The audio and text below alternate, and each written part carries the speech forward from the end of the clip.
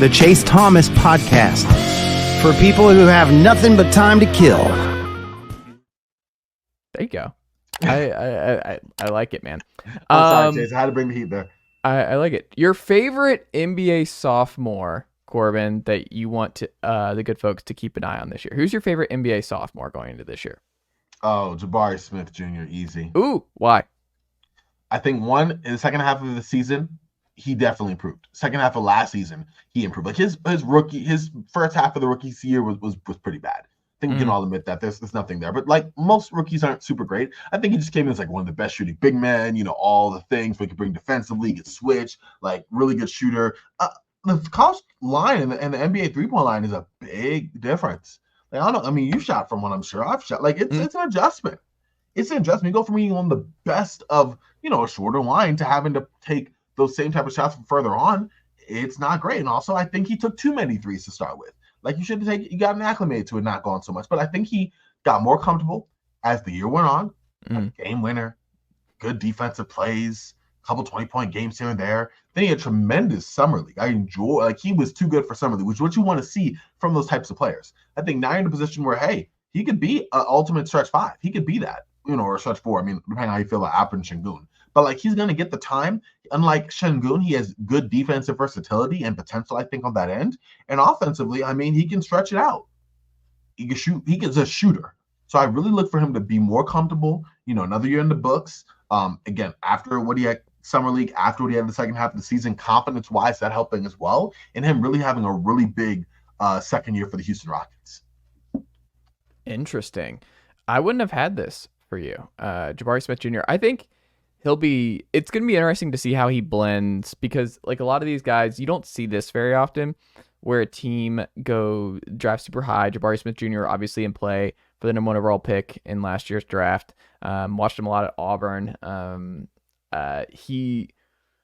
lot of talent. The most common comp was Rashard Lewis coming out, but I think he has better handles, and I think he actually has more upside, especially defensively, than Rashard Lewis. But Rashard was great. People forget, number 2 player on a NBA Finals team, and then obviously me growing up watching a lot of late night Sonics games with him and Ray Allen. But I'm fascinated to see how he works with Fred VanVleet, how he works with Amen Thompson, because it's gonna be a young backcourt.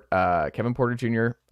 Already played his last game for the Houston Rockets, as he should. The NBA, probably. Yeah. Well, hold on.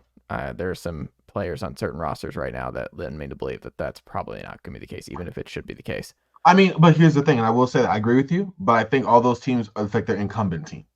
If you look at, the exception of Josh Primo, but I don't know what's going on there. But, if you look at Miles Bridges, Charlotte's retaining him. Houston, this team is saying we're done. And mind you, before this incident even happened, you already had a little bit of a mini rap sheet on Mr. Porter Jr. But I digress. I'm with you. I can see what you mean. I don't have any hope in the NBA. I just think that he's already worn out his welcome before he did this. This is the straw that broke the camel's back.